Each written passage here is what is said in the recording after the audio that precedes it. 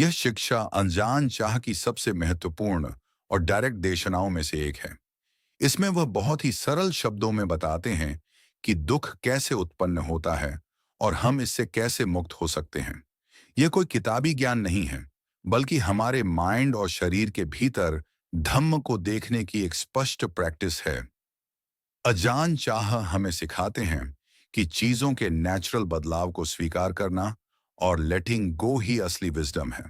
वह याद दिलाते हैं कि हम बाहरी दुनिया में शांति नहीं खोज सकते, बल्कि हमें अपने भीतर ही अटेंशन देना होगा। पूरी एकाग्रता के साथ इसे सुने और जाने कि कैसे हम वर्तमान क्षण में ही अपनी प्रॉब्लम्स को हल कर सकते हैं। 4 आर्य सत्य, द 4 नोबल ट्रूथ्स। आज मुझे एबर्ट द्वारा आप सबको एक शिक्षा देने के लिए आमंत्रित किया गया है। इसलिए मैं आप सबसे अनुरोध करता हूं कि आप शांति से बैठें और अपने माइंड को एकाग्र करें। भाषा की बाधा के कारण हमें एक अनुवादक का उपयोग करना होगा। इसीलिए यदि आप पूरी अटेंशन नहीं देंगे तो आप शायद समझ नहीं पाएंगे। मेरा यहाँ रुकना बहुत ही सुखद रहा है।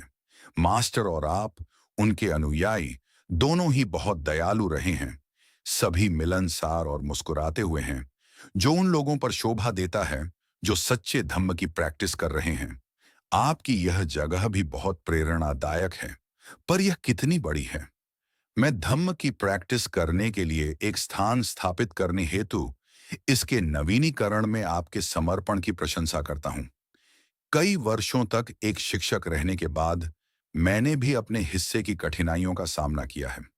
वर्तमान में मेरे मोनेस्ट्री वॉट नोंग पाहपोंग की लगभग 40 शाखाएं हैं, लेकिन आज के दिनों में भी मेरे ऐसे अनुयायी हैं जिन्हें सिखाना मुश्किल है। कुछ जानते हैं लेकिन प्रैक्टिस करने की परवाह नहीं करते, कुछ नहीं जानते और जानने की कोशिश भी नहीं करते। मुझे समझ नहीं आता कि उनके साथ क्या करूं। मनुष्यों का माइंड ऐसा क्यों होता है? अज्ञानी होना इतना अच्छा नहीं है, लेकिन जब मैं उन्हें बताता हूं तब भी वे नहीं सुनते। मुझे नहीं पता कि मैं और क्या कर सकता हूं। लोग अपनी प्रैक्टिस में इतने संदेह से भरे होते हैं। वे हमेशा संदेह करते रहते हैं। वे सभी निब्बान जाना चाहते हैं, लेकिन वे उस पाथ पर चलना नहीं चाहते। ये समझ से परे है। जब मैं उन्हें मेडिटेशन करने के लिए कहता हूं तो वे डर जाते हैं, या यदि डरते नहीं हैं तो उन्हें बस नींद आने लगती है।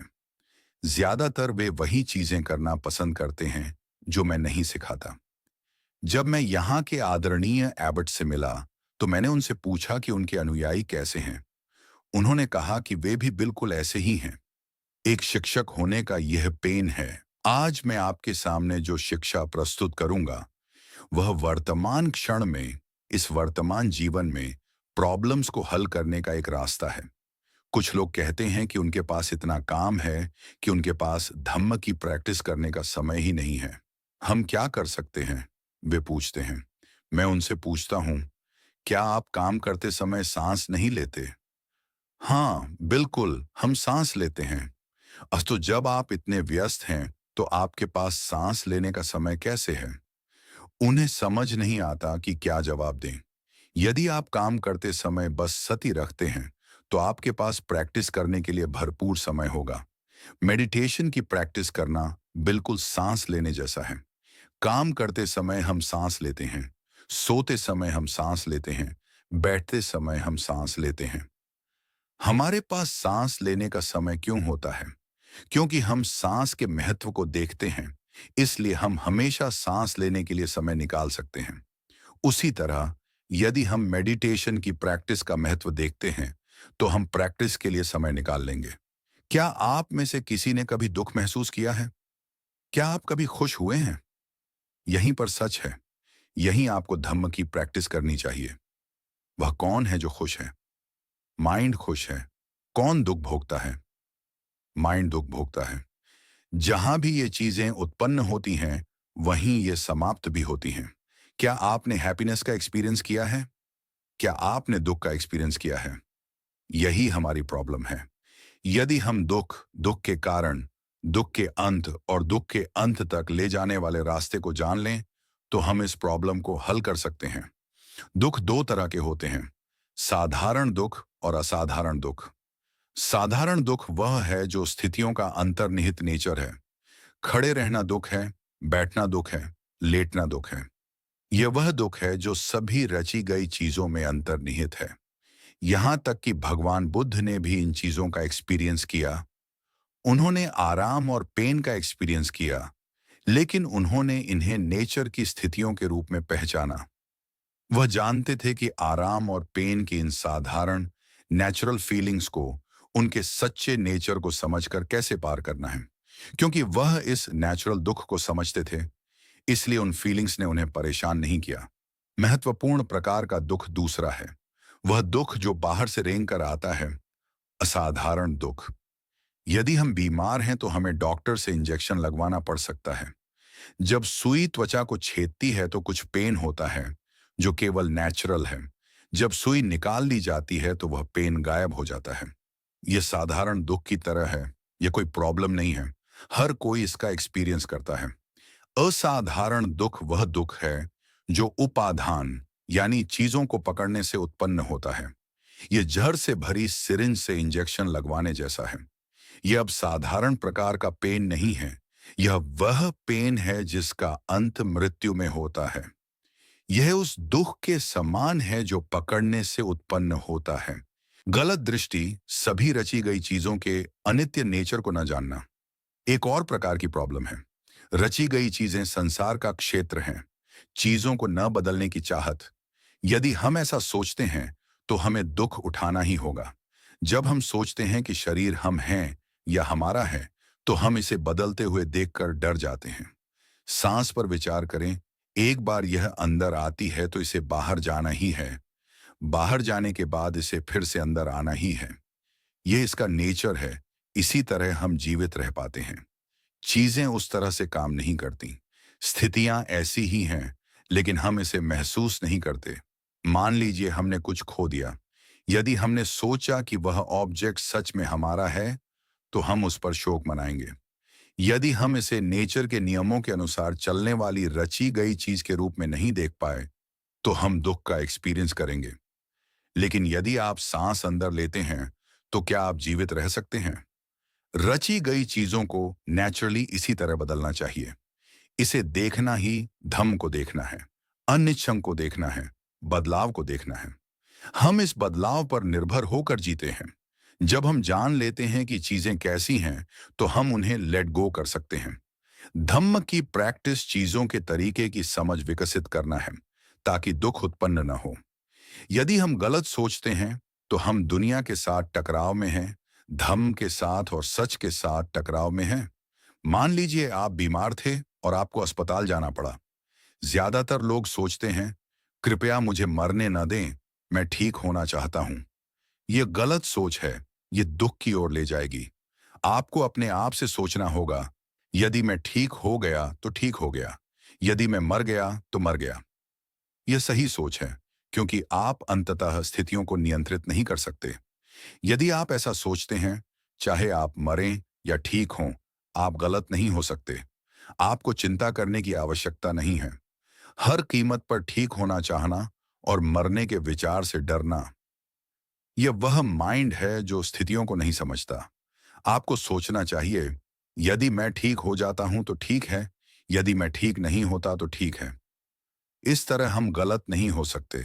हमें डरने या रोने की आवश्यकता नहीं है, क्योंकि हमने खुद को उसी तरह ढाल लिया है जैसी चीजें हैं। भगवान बुद्ध ने क्लियरली देखा। उनकी शिक्षा हमेशा प्रासंगिक है, कभी पुरानी नहीं होती। ये कभी नहीं बदलती। आज के दिन में भी यह वैसी ही है, ये नहीं बदली है। इस शिक्षा को दिल से लगाकर हम शांति और भलाई का इनाम पा सकते हैं।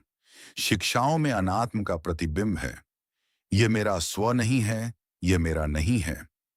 लेकिन लोग इस तरह की शिक्षा सुनना पसंद नहीं करते, क्योंकि उन्हें स्व के विचार से अटैचमेंट है। यह दुख का कारण है। आपको इस बात पर अटेंशन देना चाहिए। आज एक महिला ने पूछा कि क्रोध से कैसे निपटा जाए। मैंने उसे बताया कि अगली बार जब उसे क्रोध आए, तो अपनी अलार्म घड़ी में चाबी भरे और उसे अपने सामने रख दे। फिर क्रोध के जाने के लिए खुद को 2 घंटे का समय दे। यदि यह सच में उसका क्रोध होता, तो वह शायद उसे इस तरह जाने के लिए कह सकती थी, 2 घंटे में चले जाओ। लेकिन यह सच में हमारे आदेश के अधीन नहीं है। कभी कभी 2 घंटे में भी यह नहीं जाता, दूसरी बार 1 घंटे में ही यह चला जाता है। क्रोध को अपनी व्यक्तिगत संपत्ति के रूप में पकड़कर रखने से दुख होगा। यदि यह सच में हमारा होता तो इसे हमारी बात माननी पड़ती। यदि यह हमारी बात नहीं मानता तो इसका मतलब है कि यह केवल एक धोखा है। इसके झांसे में न आए। चाहे माइंड खुश हो या उदास, इसके झांसे में न आए। चाहे माइंड प्यार करे या नफरत, इसके झांसे में न आए। यह सब एक धोखा है। क्या आप में से किसी को कभी क्रोध आया है? जब आपको क्रोध आता है तो क्या आपको अच्छा फील होता है या बुरा? यदि यह बुरा फील होता है तो आप उस फीलिंग को फेंक क्यों नहीं देते? उसे रखने की जहमत क्यों उठाते हैं? आप कैसे कह सकते हैं कि आप समझदार और बुद्धिमान हैं जब आप ऐसी चीजों को पकड़ कर रखते हैं? जिस दिन से आप पैदा हुए हैं, माइंड ने आपको कितनी बार धोखे से क्रोधित किया है। कुछ दिन तो माइंड पूरे परिवार में झगड़ा करवा सकता है या आपको रात भर रुला सकता है, और फिर भी हम क्रोधित होते रहते हैं। हम अभी भी चीजों को पकड़ कर रखते हैं और दुख भोगते हैं। यदि आप दुख को नहीं देखते हैं तो आपको अनिश्चित काल तक दुख भोगना होगा और राहत का कोई मौका नहीं मिलेगा। संसार की दुनिया ऐसी ही है। यदि हम जान लें कि यह कैसा है तो हम प्रॉब्लम को हल कर सकते हैं। भगवान बुद्ध की शिक्षा बताती है कि दुख को दूर करने का इससे बेहतर कोई साधन नहीं है कि हम यह देखें कि यह मेरा स्व नहीं है, यह मेरा नहीं है। यह सबसे महान तरीका है, लेकिन हम आमतौर पर इस पर अटेंशन नहीं देते हैं। जब दुख उत्पन्न होता है तो हम इससे सीखे बिना बस इस पर रोते हैं। ऐसा क्यों है? हमें इन चीजों को बहुत ध्यान से देखना चाहिए ताकि बुद्ध हो, यानी वन हु नोज को विकसित किया जा सके। ध्यान दें, हो सकता है कि आप में से कुछ लोगों को यह न पता हो कि यह धम्म की शिक्षा है।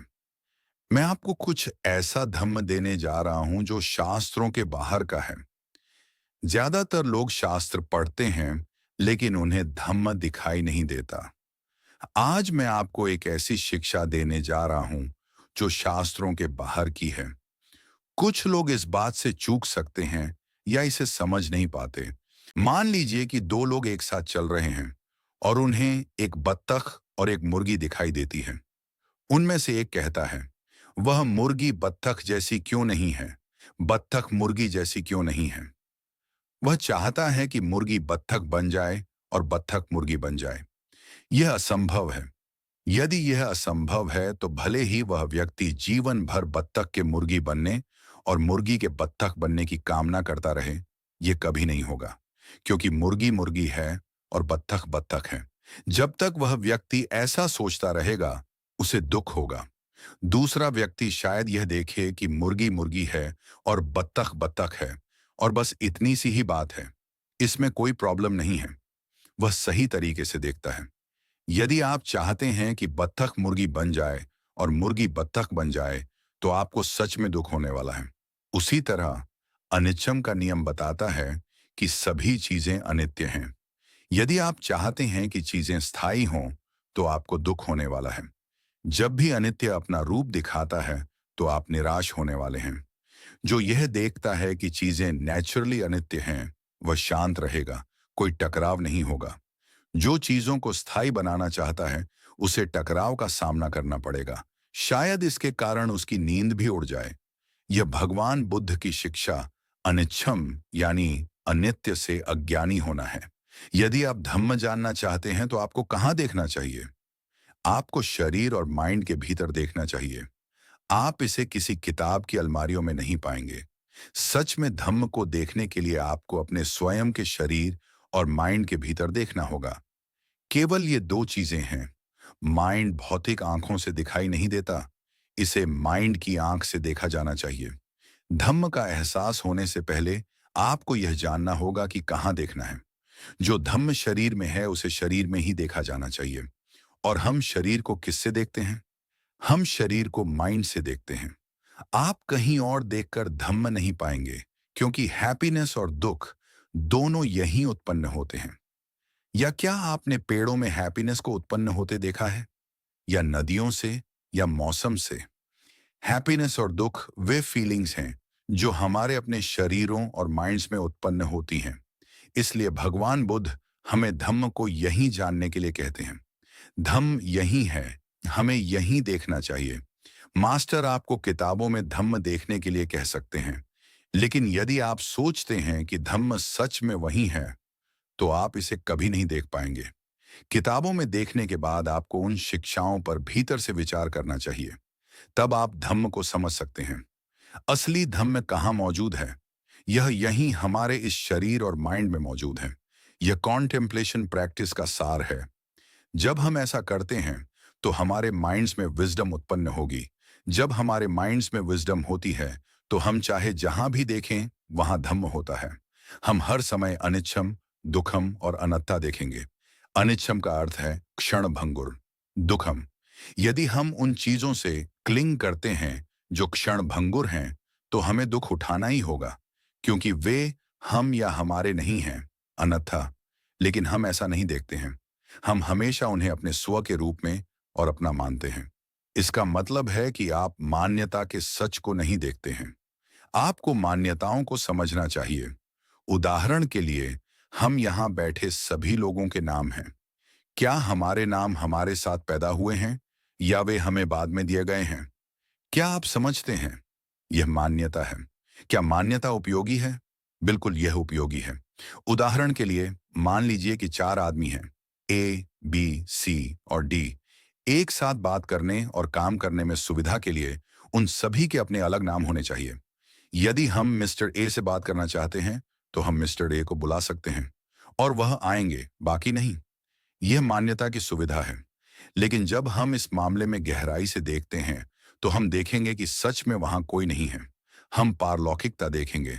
वहां केवल पृथ्वी, जल, वायु और अग्नि, ये 4 तत्व हैं। हमारे इस शरीर में बस इतना ही है, लेकिन हम इसे इस तरह से नहीं देखते हैं, क्योंकि अथवाद उपादान की क्लिंगिंग शक्ति है। यदि हम क्लियरली देखें, तो हम पाएंगे कि जिसे हम एक व्यक्ति कहते हैं, उसमें सच में कुछ खास नहीं है। ठोस भाग पृथ्वी तत्व है, तरल भाग जल तत्व है, जो भाग गर्मी देता है उसे अग्नि तत्व कहा जाता है। जब हम चीजों को तोड़ते हैं तो हम देखते हैं कि केवल पृथ्वी, जल, वायु और अग्नि है। व्यक्ति को कहाँ खोजा जाए, वहां कोई है ही नहीं। इसीलिए भगवान बुद्ध ने सिखाया कि यह देखने से बड़ी कोई प्रैक्टिस नहीं है कि यह मेरा स्व नहीं है और यह मेरा नहीं है। ये केवल मान्यताएं हैं। यदि हम हर चीज को क्लियरली इस तरह समझते हैं, तो हम शांति में रहेंगे।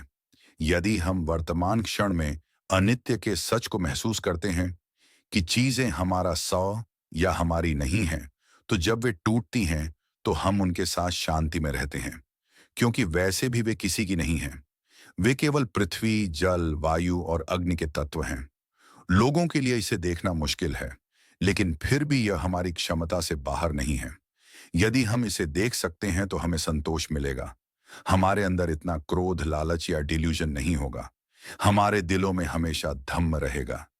ईर्ष्या और द्वेष की कोई आवश्यकता नहीं होगी, क्योंकि हर कोई बस पृथ्वी, जल, वायु और अग्नि है। उनमें इसके अलावा और कुछ नहीं है। जब हम इस सच को स्वीकार करते हैं, तो हम भगवान बुद्ध की शिक्षा का सच देखेंगे। यदि हम भगवान बुद्ध की शिक्षा का सच देख पाते, तो हमें इतने सारे शिक्षकों का उपयोग नहीं करना पड़ता। हर दिन शिक्षाएं सुनना आवश्यक नहीं होता। जब हम समझ जाते हैं, तो हम बस वही करते हैं जो हमसे अपेक्षित है। लेकिन लोगों को सिखाना इतना मुश्किल इसलिए होता है, क्योंकि वे शिक्षा को स्वीकार नहीं करते हैं और शिक्षकों और शिक्षा के साथ बहस करते हैं। शिक्षक के सामने वे थोड़ा बेहतर व्यवहार करते हैं, लेकिन उनकी पीठ के पीछे वे चोर बन जाते हैं। लोगों को सिखाना सच में मुश्किल है। थाईलैंड के लोग ऐसे ही हैं, इसीलिए उन्हें इतने सारे शिक्षकों की आवश्यकता होती है। सावधान रहें। यदि आप सावधान नहीं हैं, तो आप धम्म को नहीं देखेंगे। आपको सतर्क रहना चाहिए, शिक्षा को लेना चाहिए और इस पर अच्छी तरह से विचार करना चाहिए। क्या यह फूल सुंदर है? क्या आप इस फूल के भीतर की क्रूरता को देखते हैं? ये कितने दिनों तक सुंदर रहेगा? अब से ये कैसा होगा? ये इतना बदलता क्यों है? 3 या 4 दिनों में आपको इसे लेकर फेंकना होगा, सही? ये अपनी सारी सुंदरता खो देता है। लोगों को सुंदरता से अटैचमेंट है, अच्छाई से अटैचमेंट है। यदि कोई चीज अच्छी है, तो वे पूरी तरह से उसके दीवाने हो जाते हैं। भगवान बुद्ध हमें सुंदर चीजों को बस सुंदर के रूप में देखने के लिए कहते हैं। हमें उनसे अटैचमेंट नहीं करना चाहिए। यदि कोई सुखद फीलिंग है, तो हमें उसके झांसे में नहीं आना चाहिए। अच्छाई कोई श्योर चीज नहीं है, सुंदरता कोई श्योर चीज नहीं है, कुछ भी निश्चित नहीं है। इस दुनिया में ऐसा कुछ भी नहीं है जो निश्चित हो। यही सच है। जो चीजें सच नहीं हैं, वे चीजें हैं जो बदलती हैं। जैसे कि सुंदरता, इसमें एकमात्र सच इसका लगातार बदलना है। यदि हम मानते हैं कि चीजें सुंदर हैं, तो जब उनकी सुंदरता फीकी पड़ जाती है, तो हमारा माइंड भी अपनी सुंदरता खो देता है। जब चीजें अब अच्छी नहीं रहती, तो हमारा माइंड भी अपनी अच्छाई खो देता है। जब वे नष्ट या खराब हो जाती हैं, तो हम दुख भोगते हैं, क्योंकि हमने उन्हें अपना मानकर उनसे क्लिंग किया है। भगवान बुद्ध हमें यह देखने के लिए कहते हैं कि ये चीजें केवल नेचर की रचनाएं हैं। सुंदरता प्रकट होती है और कुछ ही दिनों में फीकी पड़ जाती है। इसे देखना ही विजडम है, इसलिए हमें अनित्य को देखना चाहिए। यदि हम सोचते हैं कि कोई चीज सुंदर है, तो हमें खुद को बताना चाहिए कि यह नहीं है। यदि हम सोचते हैं कि कोई चीज बदसूरत है, तो हमें खुद को बताना चाहिए कि यह नहीं है। चीजों को इस तरह से देखने की कोशिश करें, लगातार इस तरह से विचार करें। हम असत्य चीजों के भीतर सच देखेंगे, उन चीजों के भीतर निश्चितता देखेंगे जो अनिश्चित हैं। आज मैं दुख को समझने का तरीका, दुख का कारण क्या है, दुख की समाप्ति और दुख की समाप्ति तक ले जाने वाले रास्ते को समझा रहा हूं। जब आप दुख को जान लेते हैं, तो आपको इसे बाहर फेंक देना चाहिए। दुख के कारण को जानकर आपको इसे बाहर फेंक देना चाहिए। दुख की समाप्ति देखने की प्रैक्टिस करें। अनिच्छम दुखम और अनत्ता को देखें और दुख समाप्त हो जाएगा। जब दुख समाप्त होता है, तो हम कहाँ जाते हैं?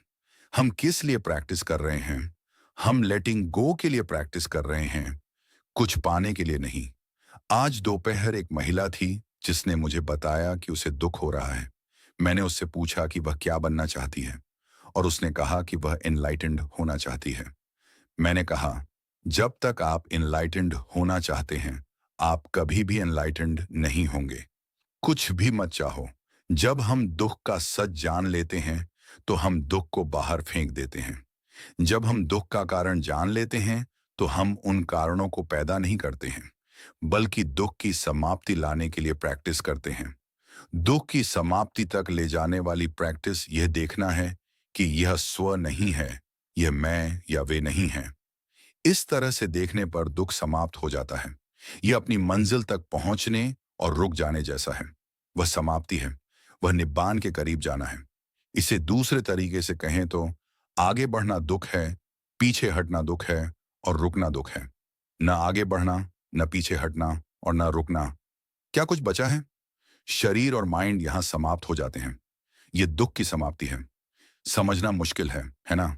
यदि हम लगन से और लगातार इस शिक्षा का अध्ययन करते हैं, तो हम चीजों को पार कर लेंगे और समझ तक पहुंच जाएंगे। वहां समाप्ति होगी। यह भगवान बुद्ध की अंतिम शिक्षा है। यह अंतिम बिंदु है। भगवान बुद्ध की शिक्षा पूर्ण लेटिंग गो के बिंदु पर समाप्त होती है। आज मैं यह शिक्षा आप सभी को और आदरणीय मास्टर को भी अर्पित करता हूं। यदि इसमें कुछ भी गलत है, तो मैं आपसे क्षमा मांगता हूं। लेकिन यह सही है या गलत, इसका न्याय करने में जल्दबाजी न करें। पहले बस इसे सुनें। यदि मैं आप सभी को एक फल दूं और आपसे कहूं कि यह स्वादिष्ट है, तो आपको मेरी बातों पर अटेंशन देना चाहिए, लेकिन तुरंत मुझ पर विश्वास न करें, क्योंकि आपने इसे अभी तक चखा नहीं है। जो शिक्षा मैं आपको आज देता हूं, वह भी वैसी ही है। यदि आप जानना चाहते हैं कि फल मीठा है या खट्टा, तो आपको एक टुकड़ा काटना होगा और उसे चखना होगा। तब आपको इसकी मिठास या खटास का पता चलेगा। तब आप मुझ पर विश्वास कर सकते हैं, क्योंकि तब आपने इसे खुद के लिए देखा होगा। इसलिए कृपया इस फल को न फेंकें, इसे रखें और चखें, इसका स्वाद खुद के लिए जानें। आप जानते हैं, भगवान बुद्ध का कोई शिक्षक नहीं था। एक तपस्वी ने एक बार उनसे पूछा कि उनके शिक्षक कौन थे, और भगवान बुद्ध ने उत्तर दिया कि उनका कोई शिक्षक नहीं था। वह तपस्वी बस अपना सिर हिलाते हुए चला गया। भगवान बुद्ध बहुत ईमानदार हो रहे थे। वह ऐसे व्यक्ति से बात कर रहे थे जो सच को जान या स्वीकार नहीं कर सकता था। इसीलिए मैं आपसे कहता हूं कि मुझ पर विश्वास न करें। भगवान बुद्ध ने कहा कि दूसरों पर आंख बंद करके विश्वास करना मूर्खता है, क्योंकि भीतर कोई क्लियर जानना नहीं है। इसीलिए भगवान बुद्ध ने कहा, मेरा कोई शिक्षक नहीं है। यही सच है, लेकिन आपको इसे राइट वे से देखना चाहिए। यदि आप इसे गलत समझते हैं तो आप अपने शिक्षक का सम्मान नहीं करेंगे। यह कहते हुए न घूमें, मेरा कोई शिक्षक नहीं है। आपको यह बताने के लिए अपने शिक्षक पर निर्भर रहना चाहिए कि क्या सही है और क्या गलत है, और फिर आपको उसी के अनुसार प्रैक्टिस करनी चाहिए। आज हम सभी के लिए एक भाग्यशाली दिन है। मुझे आप सभी से और आदरणीय मास्टर से मिलने का मौका मिला है। आप यह नहीं सोचेंगे कि हम इस तरह मिल सकते हैं क्योंकि हम इतनी दूर रहते हैं। मुझे लगता है कि कोई खास कारण होना चाहिए कि हम इस तरह से मिल पाए हैं। भगवान बुद्ध ने सिखाया कि जो कुछ भी उत्पन्न होता है उसका एक कारण होना चाहिए। इसे न भूलें, कोई कारण होना चाहिए। शायद पिछले जन्म में हम एक ही परिवार में भाई बहन थे। यह संभव है। कोई और शिक्षक नहीं आया, लेकिन मैं आया। ऐसा क्यों है? शायद हम वर्तमान क्षण में ही कारण पैदा कर रहे हैं। यह भी संभव है। मैं आप सभी को इस शिक्षा के साथ छोड़ता हूं। मेरी कामना है कि आप प्रैक्टिस में लगनशील और कठिन परिश्रमी हों। धम्म की प्रैक्टिस से बेहतर कुछ नहीं है। धम्म पूरी दुनिया का समर्थक है। आज के दिनों में लोग कंफ्यूज्ड हैं क्योंकि वे धम्म को नहीं जानते हैं। यदि हमारे पास धम्म है तो हम संतुष्ट रहेंगे। मुझे खुशी है कि मुझे धम्म की प्रैक्टिस को विकसित करने में आपकी और आदरणीय शिक्षक की मदद करने का यह अवसर मिला। मैं आपको अपनी हार्दिक शुभकामनाओं के साथ छोड़ता हूं। कल मैं यहां से चला जाऊंगा। मुझे श्योर नहीं है कि कहां के लिए। यह केवल नेचुरल है। जब आना होता है तो जाना भी होना चाहिए। जब जाना होता है तो आना भी होना चाहिए। दुनिया ऐसी ही है। दुनिया में होने वाले बदलावों से हमें बहुत खुश या परेशान नहीं होना चाहिए। हैप्पीनेस है और फिर दुख है, दुख है और फिर हैप्पीनेस है, लाभ है और फिर हानि है, हानि है और फिर लाभ है। चीजें ऐसी ही हैं। भगवान बुद्ध के समय में भगवान बुद्ध के कुछ शिष्य थे जो उन्हें पसंद नहीं करते थे, क्योंकि भगवान बुद्ध उन्हें लगनशील होने, सावधान रहने का उपदेश देते थे। जो लोग आलसी थे वे भगवान बुद्ध से डरते थे और उनसे नाराज रहते थे। जब उनका निधन हुआ, शिष्यों का एक समूह रोया और इस बात से दुखी था कि अब उनका मार्गदर्शन करने के लिए भगवान बुद्ध नहीं होंगे। ये लोग अभी भी समझदार नहीं थे। शिष्यों का दूसरा समूह खुश था और उसे राहत मिली थी कि अब भगवान बुद्ध उनके सिर पर सवार होकर यह नहीं बताएंगे कि क्या करना है। शिष्यों का तीसरा समूह शांत था। उन्होंने विचार किया कि जो उत्पन्न होता है वह नेचुरल परिणाम के रूप में समाप्त हो जाता है। ये तीन समूह थे। आप किस समूह से अपनी पहचान बनाते हैं? क्या आप खुश होने वालों में से एक बनना चाहते हैं या क्या? जिन शिष्यों का समूह भगवान बुद्ध के निधन पर रोया था, उन्होंने अभी तक धम्म को महसूस नहीं किया था। दूसरा समूह वह था जो भगवान बुद्ध से नाराज था। वह हमेशा उन्हें वे चीजें करने से रोकते थे जो वे करना चाहते थे। वे भगवान बुद्ध के तिरस्कार और डांट के डर में जीते थे। इसलिए जब उनका निधन हुआ तो उन्हें राहत मिली। इन दिनों चीजें बहुत अलग नहीं हैं। यह संभव है कि यहाँ के शिक्षक के कुछ अनुयायी हों जो उनसे नाराज हों। वे शायद इसे बाहर से न दिखाएं, लेकिन यह माइंड में है। जिन लोगों में अभी भी डिफाइलमेंट्स हैं, उनके लिए ऐसा फील करना सामान्य है। यहाँ तक कि भगवान बुद्ध से भी नफरत करने वाले लोग थे। मेरे खुद के भी ऐसे अनुयायी हैं जो मुझसे नाराज रहते हैं। मैं उन्हें बुरे कर्मों को छोड़ने के लिए कहता हूं, लेकिन वे अपने बुरे कर्मों को संजोते हैं। इसलिए वे मुझसे नफरत करते हैं। ऐसे बहुत से लोग हैं। मेरी कामना है कि आप सभी जो बुद्धिमान हैं खुद को धम्म की प्रैक्टिस में फर्म बनाएं।